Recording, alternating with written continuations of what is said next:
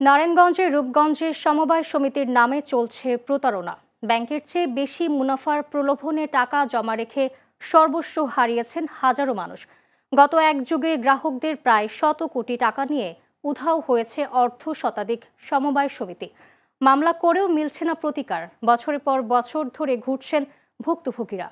রূপগঞ্জ থেকে সহকর্মী সাজিদুর রহমানের পাঠানো তথ্য ছবিতে দেখুন প্রতিবেদন।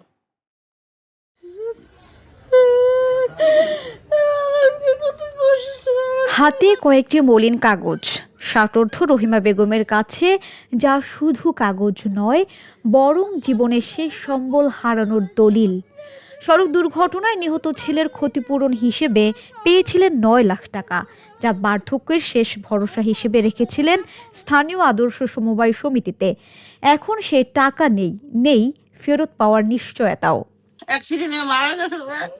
আজকে আমি সন্তান হারা, সেই সন্তানের ছিলাম কিছু টাকা পাইছিলাম, সেই টাকা আমার মেয়ে গার্মেন্টসে কাজ করছে, সেই টাকা মিলে স্যার আমি তোকে ঘর দানের লেগা, আমার মা নাই, আমার বাপ নাই, আমার স্বামীও নাই।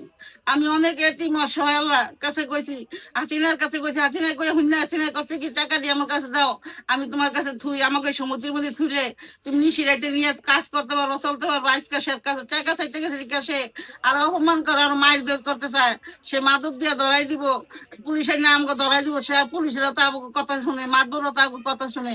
রহিমার মতো রূপগঞ্জের হাজারো মানুষের অভিযোগ, বেশি মুনাফার আশায় সমিতিতে জমা দিয়েছিলেন জীবনের সঞ্চয়।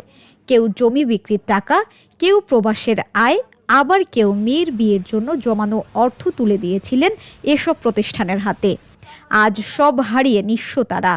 আমি এত কষ্ট করে ভিক্ষা ধরে, আমি এত কষ্ট করে তুইছি স্যার, আমি না খেয়ে রয়েছি, এই স্যার করতে স্যার আমি জানি না স্যার, আমাদের প্যানে বাইকে যাই কোথায়। পাড়ার মানুষে একদম পুরা দুঃখী বানাই দিছে টাকাগুলা নিয়ে। আমরা অনেক চেষ্টা করছি ওই জায়গাতে টাকাগুলা উঠানোর জন্য, কিন্তু পারি নাই। নর ভরা একটা রাখছে, রাখিয়া যাও কিছু কিছু চালাইছে, চালাই বন্ধ করছে। আর টাকা দিয়েছিলাম 3 লাখ টাকা ক্যাশ, আর 2 লাখ টাকা হইলো সঞ্চয়, 3,000 টাকা আর হইলো 1,000 টাকা, দুইটা মিলে 5 লাখ টাকা তুইছি। তো টাকা চাইছি, আমার টাকা ফেরত দেন, আমার টাকা দেয় নাই গা, ওরা টাকা লয়ে ভাইগা গেছে গা।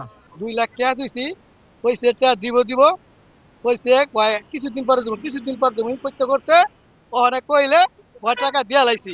এরা করে গিয়া আঙ্গ নামে আমার নোটিশ দেওয়া হয়েছে, টাকা দেওয়া শেষ।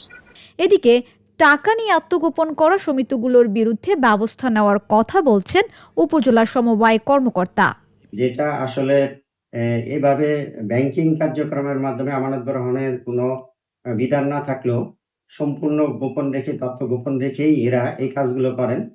এবং যখন এমন কোনো বিষয় ঘটে যে কোনো সমিতি আমানতকারীদের আমানত ফেরত দিতে পারতেছে না, তখন আমরা ওখানে সমবায় আইন ও বিধি অনুযায়ী তদন্তের ব্যবস্থা করা হয় এবং তদন্তে যারা দোষী সাব্যস্ত হয় তাদের বিরুদ্ধে আইনানুগ ব্যবস্থা গ্রহণ করার জন্য ব্যবস্থা নেওয়া হয়।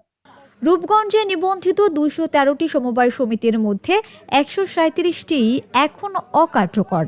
অভিযোগ রয়েছে গ্রাহকদের 100 কোটি টাকা নিয়ে উধাও হয়েছে অর্ধ শতাধিক সমিতি। এর মধ্যে মায়ের ছায়ার 2000 গ্রাহকের 20 কোটি এবং আদর্শ সমবায়ের 6 শতাধিক গ্রাহকের 7 কোটি টাকা আটকে আছে। টাকা ফেরত চাইলেই মিলছে হুমকি ধামকি, মামলা করেও হচ্ছে না প্রতিকার। অবিলম্বে প্রয়োজনীয় ব্যবস্থা চান ভুক্তভোগীরা। Channel S news desk.